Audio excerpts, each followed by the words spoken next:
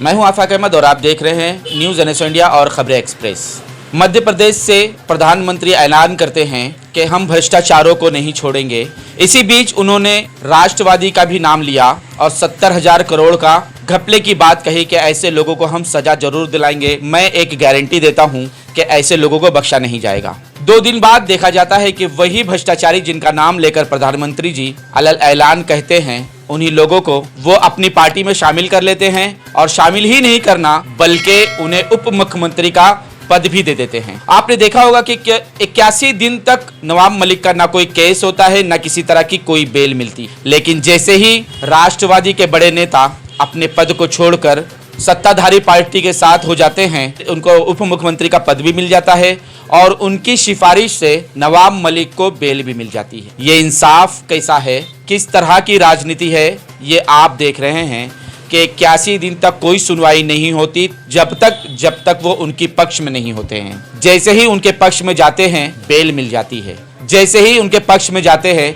ED CBI का case खत्म हो जाता है, मामला रफा दफा हो जाता है। बात को आगे बढ़ाने के लिए और इसको समझने के लिए कि मामला क्या है, कैसे ये हो रहा है, हमारे साथ जैद साहब मौजूद है। जैद भाई, सबसे पहले मेरा सवाल यही है कि जिस तरह से लोग इल्ज़ाम लगाते हैं, बार बार ये कहते हैं कि बीजेपी वॉशिंग मशीन है, एक तरफ से गंदे लोगों को डाला जाता है और वहाँ से साफ होकर निकलते हैं, तो यही मिसाल अगर आपसे हम पूछे कि ये किस तरह का वॉशिंग मशीन है, क्या दुनिया देख नहीं रही है, क्या लोगों के सामने ये जाहिर नहीं हो रहा है कि जो कल तक भ्रष्टाचार थे आपकी पार्टी में आने के बाद वो साहूकार हो गए हैं? सबसे बड़ी बात ये उदाहरण देखिए, ऊपर वाले ने जो निज़ाम बना रखा है, 3 दिन में वो बात जो भ्रष्टाचारी होने की बातें कर रहे थे कि 70 लाख करोड़ का घपला है, और 3 दिन बाद पूरी दुनिया ने अपनी नंगी आंखों से देखा कि क्या मामला हुआ है।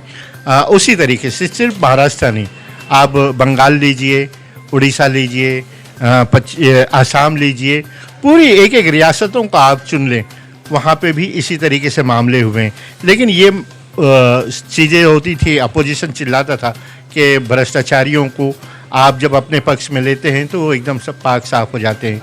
लेकिन ये बातें तो एकदम 3 दिन में लोगों ने सुनी और देखी। तो अच्छा, नवाब मलिक जी का जो मामला है, तकरीबन वो 1.5 साल से जेल में है, ईडी की उसमें है, और ये ठीक है जो भी फैसला नवाब मलिक ने लिया। आज पृथ्वीराज चौहान कल बोल रहे थे कि ये कोई ना कोई इन लोगों में समझौता हुआ है। नायक इसमें संजय रावत जी ने भी कहा कि कोई ना कोई बात हुई है। देखिए, पृथ्वीराज चौहान और वो सारे लोग जो इस तरीके की बातें करते हैं, यकीनन वो बातें मुमकिन है हुई भी हों और वो उस तरीके से आसार दिखाई भी देते हैं। इतने दिनों तक नवाब मलिक जी की जो है वो बेल की सुनवाई होती है, रद्द हो जाती थी। आखिर कौन सा ऐसा चमत्कार हो गया, क्या हुआ कि जिसकी वजह से उनको बेल मिल गई? असल में सबसे पहले हाई कोर्ट में उनका बेल के लिए एप्लीकेशन की थी, फिर उसके बाद सुप्रीम कोर्ट में करी गई, लेकिन सुप्रीम कोर्ट में तारीख लगी, रिजेक्ट सुप्रीम कोर्ट में नहीं हाई कोर्ट में हुई थी, जिसकी वजह से सुप्रीम कोर्ट में अपील किया गया और फिर उसके बाद उनकी बीमारी को देखते हुए डॉक्टर ने सजेशन दिया तो उनको बेल ग्रांट किया गया है मेडिकल ग्राउंड पे। अगर नवाब मलिक की सिफारिश की गई है तो जाहिर सी बात है वो बीजेपी की तरफ ही मुड़ेंगे, अगर बीजेपी की तरफ नहीं मुड़ते तो शायद बेल नामुमकिन थी। मुमकिन है, मतलब ये सारी बातें मुमकिन है। 2 साल का 2 महीने का जो मिला है, इनको जमानत मिली भी है, इनको एक ना एक फैसला तो लेना पड़ेगा। और ये फैसला लेने के बाद देखिए, नवाब मलिक जी का जो ताल्लुक़ है, हमारे जो है ना उनसे 35 साल पुराने रिश्ते हैं। वालिद से, इनके वालिद से हमारे वालिद का एक रिश्ता था। इसी बाज़ार पे, इसी दुकान में वो आते थे, हमारे यहाँ शादी ब्याह के मामलात होते थे। हमारी एक दिली ख्वाहिश थी कि ये बंदा कहीं ना कहीं जो मतलब अपनी ज़बान की वजह से रोज़ बरोज़ फंसता जा रहा है, ये इस मामले से निकले। अच्छा, अगर ये फ़ैसला लेना भी पड़े तो उनकी सेहत को देखते हुए कभी कभी दिल से यह आवाज़ निकलती है कि ठीक है ले लो। आज उनका डायलिसिस हो रहा है, एक किडनी मुकम्मल ख़राब हो चुकी है और एक 40% मुकम्मल ख़राब हो चुकी है, तो उनको इलाज कराना चाहिए।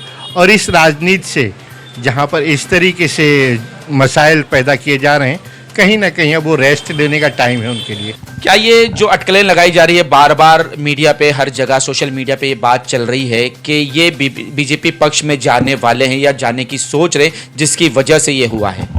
मुझे नहीं लगता कि नवाब मलिक साहब बीजेपी में जाएंगे, क्योंकि उसी से बीजेपी विचारधारा से संघर्ष करते हुए उन्होंने अपनी राजनीतिक करियर शुरू किया था और जब से लेके आज तक उन्होंने अपनी राजनीति का जो अपोजिशन कहा जाए वो बीजेपी को ही माना है, तो मुझे नहीं लगता कि वो बीजेपी में जाएंगे। और पवार साहब के एक बहुत भरोसेमंद वो सिपाही हैं जो पार्टी के लिए बहुत उचित काम करते हैं, और उन्होंने अपना सबूत दिया और जेल में जाने का काम किया। क्या उनको कोर्ट की तरफ से इस पर कोई बेल नहीं मिलनी चाहिए थी कि उनको इलाज कराना, उनको इस तरह से किडनी डैमेज हो गई, उस पर कोई बात नहीं होती, उस पर कोई बेल नहीं दी जाती, लेकिन सिफारिश होती तो सारे मामले हटाकर सीधा बेल दी जाती है?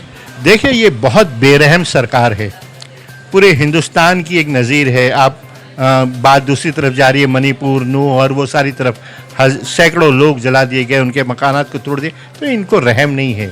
इनके मुद्दे पे आप सुलह करोगे तो आपको रियायत मिलेगी, सहूलियत मिलेगी, और ये उसी पे कायम है। और नवाब मलिक ने अगर कुछ किया भी है, बातचीत हुई भी है, तो बेहतर है, ठीक है। चाय के साथ खड़े रहते रहते अब उनकी हालात ऐसे हो गई कि वो अब जेल में नहीं रहना चाहते। परिवार को भी देखा जाए कि परिवार के हालात जिस तरह हैं, क्योंकि एक परिवार होता है और एक हम होते कि, लेकिन जब अगर वो उनको ऐसा मौका मिलता है कि हाँ अगर हम बीजेपी की तरफ चले जाते तो शायद हमको वॉशिंग मशीन में क्लियर चिट मिल जाए, तो हो सकता है ये भी है कि आगे इलाज भी उनको कराना हो, जिसकी वजह से एक सोच बनी हो, एक सहमति बनी हो, जिसकी वजह से आज उनको बेल मिली हो। देखिए, आप देश के कानून को आप जानते हैं, हमें कानून पे पूरा भरोसा है। मेडिकल ग्राउंड पे आज बेल दी गई है 2 महीने की। हो सकता है अगर उनकी, हम चाहते दुआ है, तबीयत उनकी सही हो जाए, अगर नहीं हुई तो वो आगे भी दी जाएगी।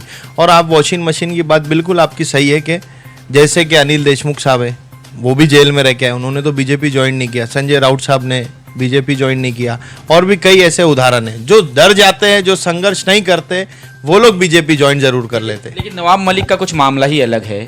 उनको तो जानबूझ के सरकार जैसी सरकार बदलती है, उनको जानबूझ के रोका जाता है, उनकी बेल को रोक दिया जाता है।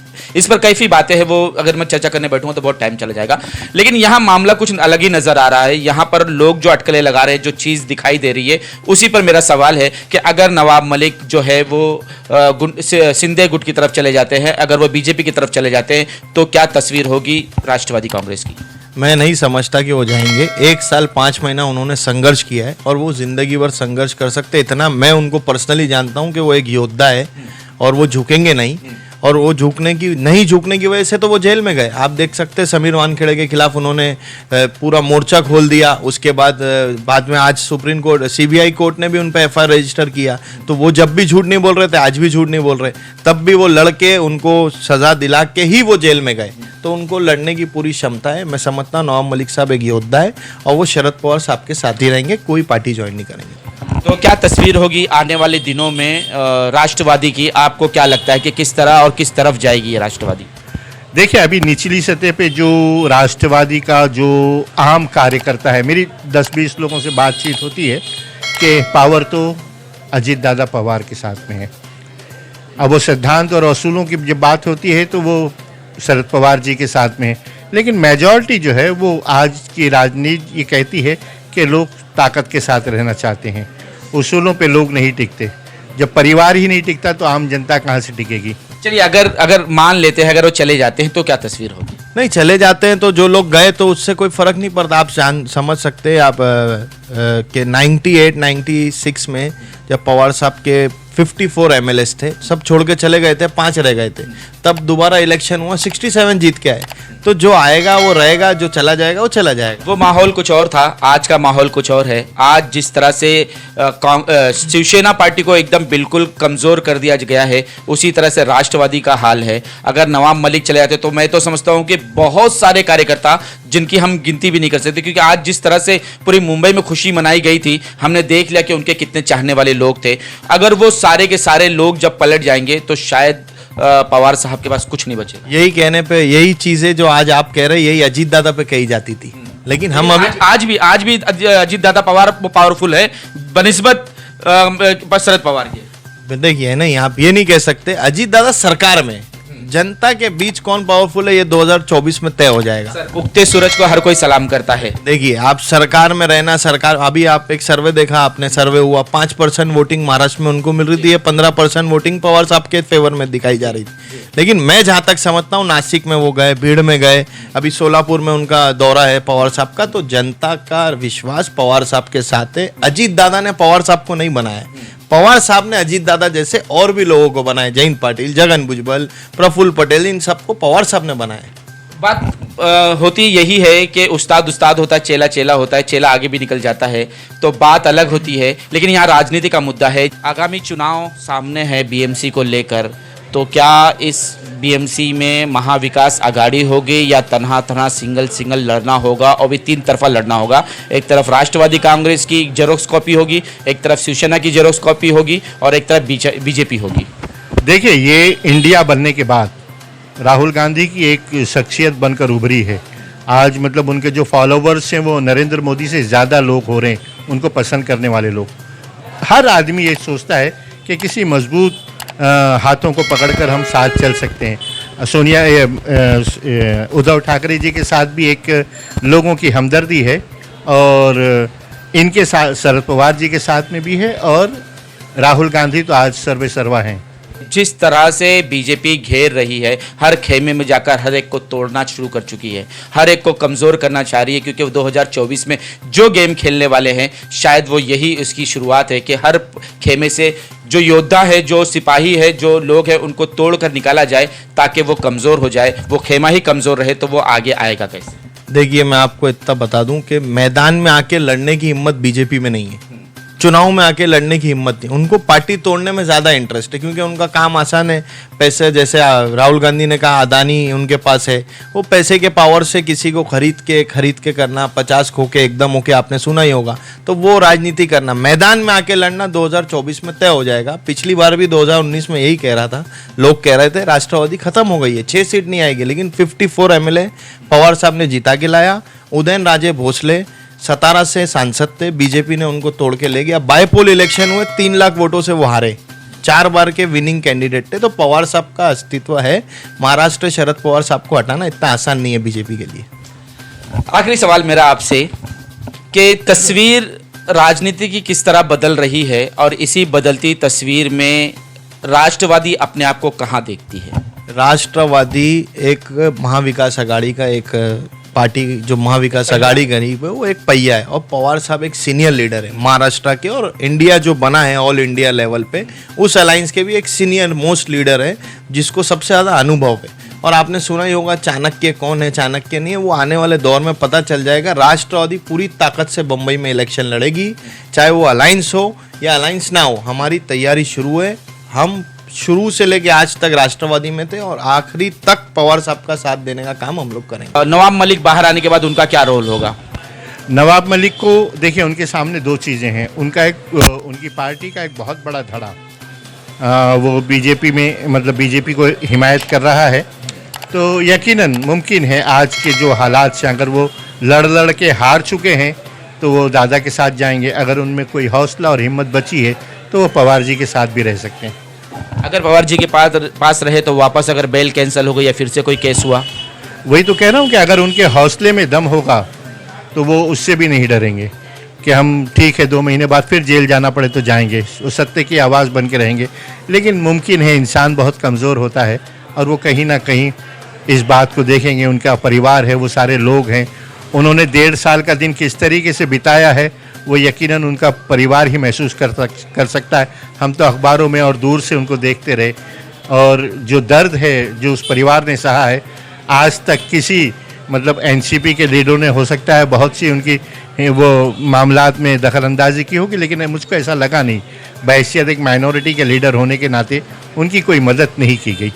तो बार बार चाहे वो कांग्रेस पक्ष से बात की जाए, चाहे राष्ट्रवादी से, चाहे शिवसेना से, हर कोई अपना पल्ला मजबूत ही दिखाता है। लेकिन ये तो आने वाले दिनों में देखा जाएगा कि जब वोटिंग होगी तो किसके पाले में कितनी सीट आती है, वहीं से तय होगा। महाराष्ट्र की किस्मत तय होगी, और फिर देखेगी जनता कि राज किसका होता है और सरकार किसकी बनती है।